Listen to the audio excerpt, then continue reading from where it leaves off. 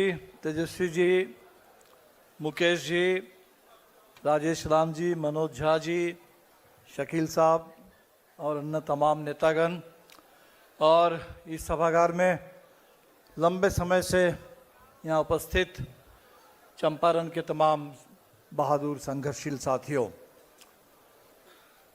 संविधान को लेकर हम लोग बात कर रहे हैं और उस संविधान में जो सबसे बुनियादी और बहुत ज़रूरी एक हक इस देश के तमाम नागरिकों को मिला हुआ है, वोटिंग राइट, वोट डालने का अधिकार, आज वो भी खतरे में है और इसीलिए हमें ये वोटर अधिकार यात्रा निकालनी पड़ी और इसके लिए लड़ना पड़ रहा है। तो मैं संक्षेप में दो चार बात ही आपके बीच में रखना चाहता हूँ।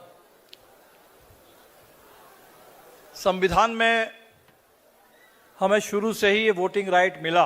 दुनिया के बहुत सारे देशों में लंबी लड़ाई लड़नी पड़ी लोगों को, सबको वोटिंग राइट नहीं मिलता था, लेकिन हमें जब संविधान मिला, संविधान के साथ साथ सबके लिए वोटिंग राइट, गरीब से गरीब के लिए भी एक वोट और अमीर के लिए भी एक वोट। लेकिन उसी समय बाबा साहब अम्बेडकर ने एक बात की थी। उन्होंने कहा था कि ये जो एक वोट की बराबरी है, इस वोट की बराबरी, लेकिन अगर इसके साथ साथ समाज में बराबरी ना हो, सामाजिक बराबरी ना हो, आर्थिक बराबरी ना हो, तो एक ऐसा समय आएगा कि वो वोट की बराबरी का कोई मतलब नहीं रह जाएगा इस सामाजिक और आर्थिक गैर बराबरी के आगे। दूसरा एक बहुत बड़ा सवाल उन्होंने कहा कि संविधान तो अच्छा है, संविधान को लेकर आप कह सकते हैं कितना अच्छा कितना बुरा, लेकिन सबसे महत्वपूर्ण बात है कि संविधान को चलाएगा कौन, किसके हाथ में जाएगा ये संविधान। बहुत अच्छा संविधान लिख दिया जाए और ऐसे लोगों के हाथ में वो संविधान चला जाए जिनका उस संविधान से कोई मतलब नहीं है, तो एक अच्छे संविधान से भी बहुत गलत परिणाम निकाला जा सकता है। और आज हमारे सामने ये बाबा साहब की दोनों चेतावनी बेहद प्रासंगिक है। हमारे वोट की बराबरी, लेकिन सामाजिक बराबरी हमें बिल्कुल नहीं मिली। हम लोग जब सामाजिक न्याय की बात करते हैं, अक्सर हम बहुत सीमित संदर्भ में बात करते हैं, सिर्फ आरक्षण की बात करते हैं, जबकि बात सामाजिक बराबरी की होनी चाहिए पूरे समाज में। दूसरी तरफ आर्थिक बराबरी की बात करिए तो आज तो देश में ऐसा अदानी अंबानी का राज आ गया, ऐसा कंपनी राज आ गया कि देश में मुट्ठी भर पूंजीपतियों के हाथ में पूरे देश की तमाम संपत्ति और देश की तमाम जो हमारा एनुअल इनकम है वो सब उन्हीं के पास चला जा रहा है। तो एक तो हमारे संविधान के लिए बड़ा खतरा ही आ रहा है, और दूसरा किनके हाथ में संविधान चला गया? उन लोगों के हाथ में आज संविधान चला गया जब संविधान पारित हो रहा था 1949 में। ये 75 साल संविधान के पूरे हुए, गणतंत्र के भी 75 साल पूरे हुए हैं। उस समय खुल करके इन लोगों ने, उनका जो मुखपत्र है ऑर्गेनाइजर, उसके संपादकीय में उन्होंने लिखा था कि संविधान हम नहीं मानते क्योंकि इसमें भारतीय कुछ है ही नहीं, ये संविधान एक तरह से विदेशी संविधान है, मनुस्मृति ही हिंदुस्तान का असली संविधान है। ये कहने वाले लोग 1949 में खुलकर ये बात करने वाले लोग आज उनके ऊपर, उनके हाथ में सत्ता है, उनको इस संविधान को लागू करना है। और हम देख रहे हैं कि वो किस तरीके से इस संविधान का हर रोज मजाक उड़ा रहे हैं, उसकी हत्या कर रहे हैं। तो ऐसे विपरीत स्थिति में हमें लड़ना है। संक्षेप में बस 3 बात करते हुए मैं खत्म करूंगा कि एक तो सबसे पहले हमें याद रखना चाहिए कि संविधान ऐसे दौर में हमें मिला था, बहुत मुश्किल दौर में मिला था।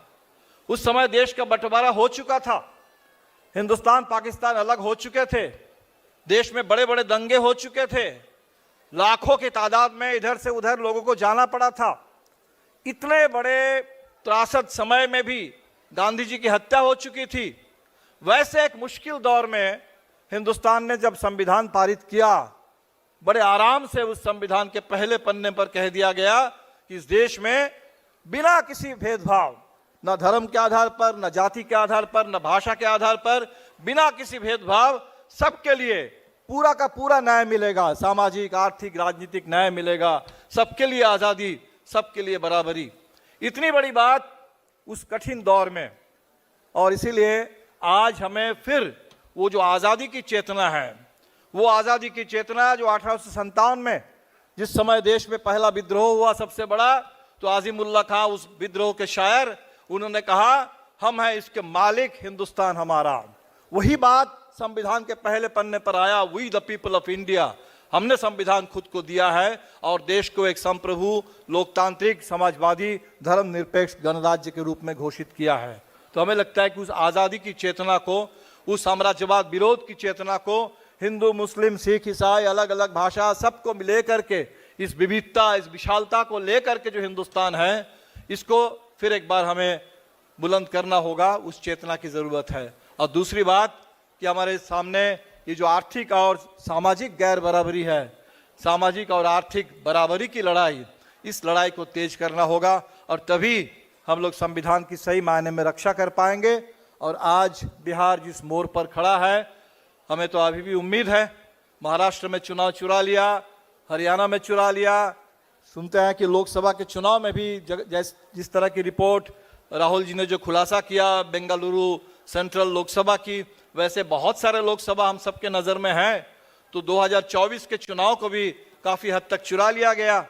तो वैसे में बिहार में चुनाव को चुराने की, वोट की चोरी करने की पूरी साजिश चल रही है। जिस समय हम लोग यहाँ बैठ के बात कर रहे हैं, इस समय भी साजिश चल रही है। जो SIR है उसमें 65 लाख लोगों के नाम काटे गए। और मैं आज के इलेक्शन कमीशन का डेटा देख रहा था। इलेक्शन कमीशन ने कहा कल तक था कि 6 लाख नए फॉर्म 6 मिले हैं, आज वो 8.5 लाख हो गया। और छलांग लगा करके अगले 4 दिन में आप देखेंगे कि वो 20-25 लाख में पहुंच गया है।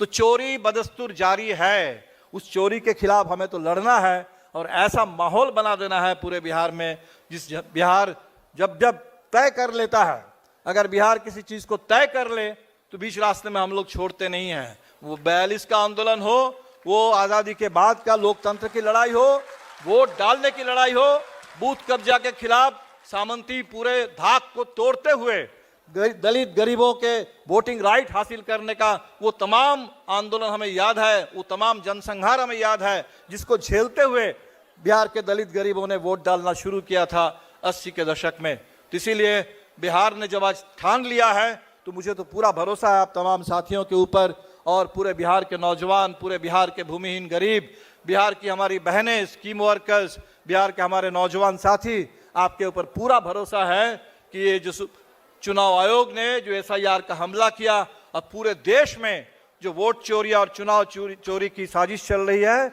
इस सिलसिले को इसी बिहार से हम लोग रोक देंगे। इस अश्वमेध के घोड़े को हम लोग यहीं पर रोक देंगे और पूरे देश में लोकतंत्र और संविधान की सुरक्षा और सामाजिक बराबरी और आर्थिक बराबरी की लड़ाई को मंजीत की मंजिल तक पहुंचाने का काम बिहार से हम लोग शुरू करेंगे। आप तमाम साथियों का बहुत बहुत शुक्रिया। जय हिंद, जय भीम, लाल सलाम, इंडिया गठबंधन जिंदाबाद।